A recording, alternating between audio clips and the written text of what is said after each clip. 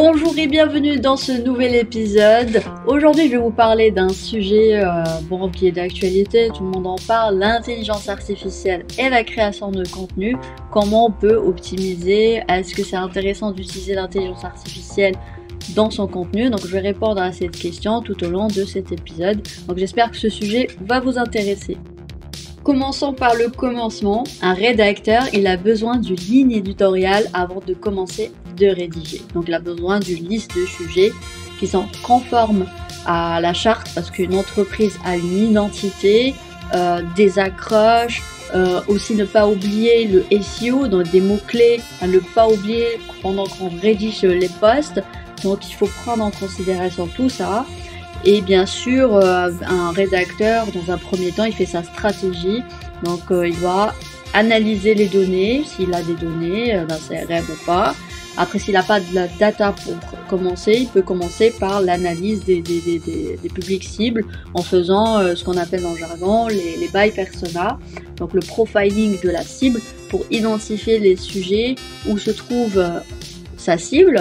Peut-être on est sur du B2B, donc on sera que sur LinkedIn, donc le langage ne sera pas le même, l'image ne sera pas la même que par exemple Facebook ou un autre réseau social qui n'est pas dédié aux professionnels. Donc il faut chercher, prendre du temps pour construire sa ligne éditoriale avant de commencer. Aujourd'hui, on gagne du temps, forcément, on va pas aller chercher par-ci par-là. Forcément, les outils de générateurs de contenu aident à trouver des idées de contenu. Par exemple, ChatGPT, forcément, j'ai du mal à le prononcer toujours, il aide forcément à trouver des idées de sujets. Après, en tant que marketeur, quand on en a de l'expérience, et déjà, grosso modo, en fait, en entreprise, quels sont les sujets qu'on va aborder, mais après des outils de génération de contenu aident. Par exemple, il suffit de poser la question: je suis cette entreprise, ma cible elle est comme ça, quels sont les sujets les plus intéressants? Après, bien sûr, c'est un robot, il ne faut pas non plus se reposer là-dessus à 100%. On a quand même un gain de temps, c'est-à-dire on a plusieurs choix, alors que si on va sur Google, ça va prendre des heures, alors que sur un outil générateur de texte, sur l'intelligence artificielle, forcément on va gagner du temps, on va avoir quand même une liste de choix de thématiques. Après, bien sûr, l'humain qui est très important, parce qu'il y a beaucoup de gens qui parlent de remplacement. Est-ce que l'intelligence artificielle va remplacer un chef de projet, un rédacteur? Non, pas du tout. Il faut un humain quand même pour identifier les sujets, pour organiser le tout et pour personnaliser surtout les thématiques. Donc bien sûr, chaque entreprise a son identité, sa charte, son langage, donc il faut adapter bien sûr ces thématiques pour construire son contenu. Maintenant, passons à la question qui fâche, la question que tout le monde me pose. Moi, souvent, des fois, je suis en rendez-vous client ou même en entretien, on me dit: alors, tu utilises l'IA pour faire tes posts ou pas? Je comprends que la question fasse débat, bien sûr, parce qu'aujourd'hui on voit beaucoup de gens qui se contentent de ChatGPT. Allez, je suis arrivée, j'ai pu le dire, moi j'arrive pas à dire son nom. Aujourd'hui, bien sûr que l'outil est utile, faut pas négliger quand même quand aujourd'hui on a un outil qui te facilite le travail, tu vas pas l'ignorer. C'est un peu comme Canva. Moi je suis contre Canva, je vous le dis, moi je préfère utiliser Photoshop, mais il faut quand même il faut voir quand même que Canva, ça te fait gagner du temps, surtout en vidéo. Moi, c'est vrai qu'au niveau de la photo, l'image, je trouve que en fait, quand tu sors, ton visuel il est flou, souvent ça ressemble aux autres. C'est l'inconvénient justement quand on utilise un générateur de contenu, c'est un peu comme le design.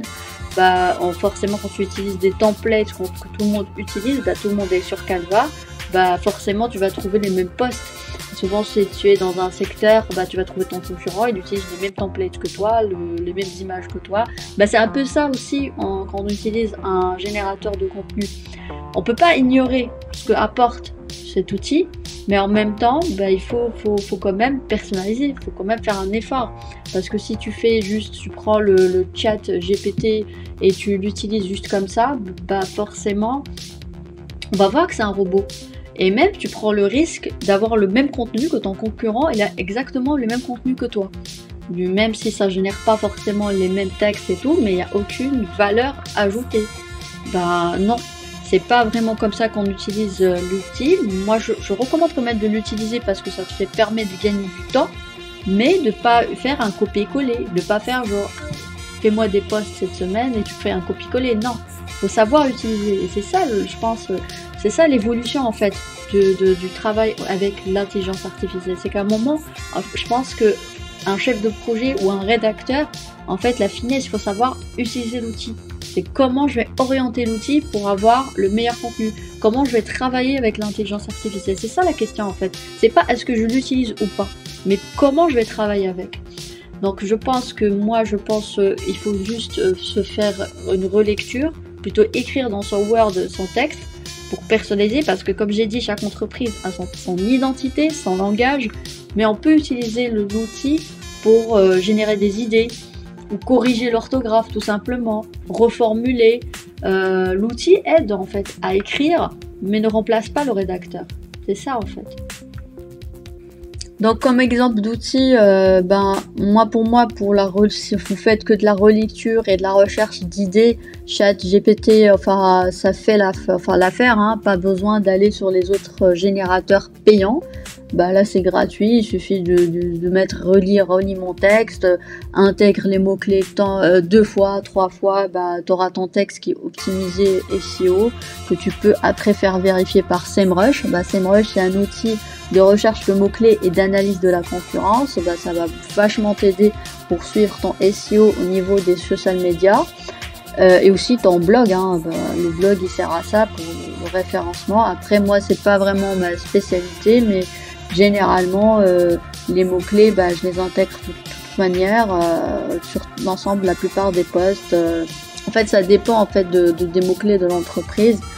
Si c'est par exemple, je sais plus, voilà, si j'avais un exemple en tête, par exemple si c'est un service médical, vous allez mettre le mot médical dans la plupart de vos posts, médical et la localité, et là ça va vous aider dans le SEO.